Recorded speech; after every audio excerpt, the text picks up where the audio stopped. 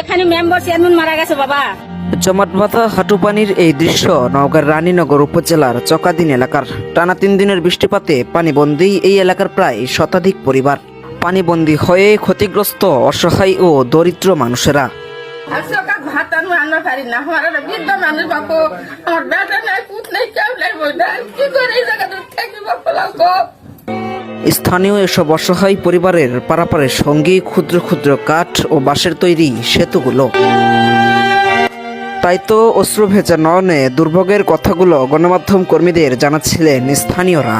আমরা খুব কষ্টে আছি, বাচ্চা কাচ্চা নিয়ে ডায়রিয়া, কলেরা, বাড়িঘর ডুবে আছে, মাছ খামার সব নষ্ট হয়ে গেল। আমরা কি করে বাঁচবো? আমাদের বাঁচান, আমরা না বাঁচাইলে আমরা মারা যাইবো। স্থানীয়দের অভিযোগ, দীর্ঘ প্রায় 6 মাস ধরেই এই অবস্থা তাদের। এর ভেতর 3 দিনের টানা বৃষ্টিতে বসতবাড়ির ভেতরে ঢুকে যায় পানি। এতে চিকিৎসা, বাসস্থান, খাদ্য তৈরির সংকট সহ নানা ধরনের সমস্যায় পড়ছেন তারা। প্রবাসীর বউ, আমরা বাজারে যেতে পারছি না, আমাদের বাড়িতে তো ছেলে মানুষ নেই, আমাদের নিজস্ব বাজার করে খেতে হয়। আমরা এই পানি ভাঙ্গা যাবো, অনেক লোক হাস করা বলে যে কাপড় উঠে নিয়ে যাচ্ছে, তাতেও আমাকে অপবাদ হচ্ছে। পানি নামানোর চেষ্টা করবার গেলে এই কয় বাধা, ওই কয় বাধা, আমাদের রাস্তা খুঁড়তে দিব না, আমাদের ড্রেন দিতে দিব না, আমার এই ভিড়টা পানি নামাতে দিব না। তুলা উৎপাদনকারী প্রতিষ্ঠানের মালিক মোহাম্মদ শহীদুল ইসলাম পানিবন্দির এ সমস্যা থেকে রেহাই পাননি তিনিও। তবুও অর্থনীতির চাকা সচল রাখতে সেচ দিয়ে পানি নিষ্কাশন করেই করছেন তুলা উৎপাদন। আমি একজন মিলের প্রতিষ্ঠানের মালিক। এই এলাকায় আমার মিল সহ কয়েকটি মিল সহ প্রায় 106টি বাড়িঘর তলিয়ে গেছে বৃষ্টির পানিতে।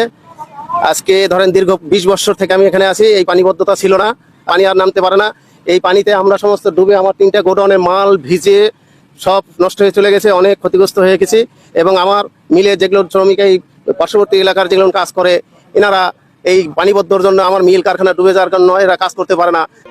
একই এলাকার আরেক মিল মালিক মোহাম্মদ উজ্জ্বল হোসেন, তিনিও পড়েছেন একই সমস্যায়। সমস্যার সমাধানে চান প্রতিকার। গোডাউনে পানি ঢুকে আমাদের মাল এই অবস্থা নষ্ট হয়ে যাচ্ছে, ঘরে পানি জমে গেছে এবং ঘরে কাদা হয়ে যাচ্ছে। আপনার কত টাকা মাল নষ্ট হয়েছে? 3-4 লাখ টাকা মাল নষ্ট হয়েছে আমার।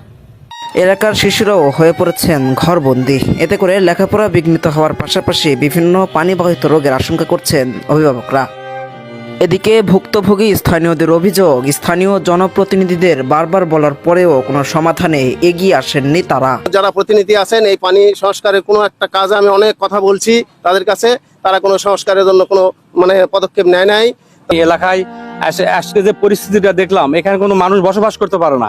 এখানে আমি শুনলাম এখানে যে 106টা পরিবার আছে, 106টা পরিবারের মধ্যে 100টা পরিবারই পানিবন্দী অবস্থায়। এ পরিবার পানিবন্দী হয়ে থাকে। এখানে যদি একটা ড্রেন হয় তাহলে এই জলাবদ্ধতা থাকবে না।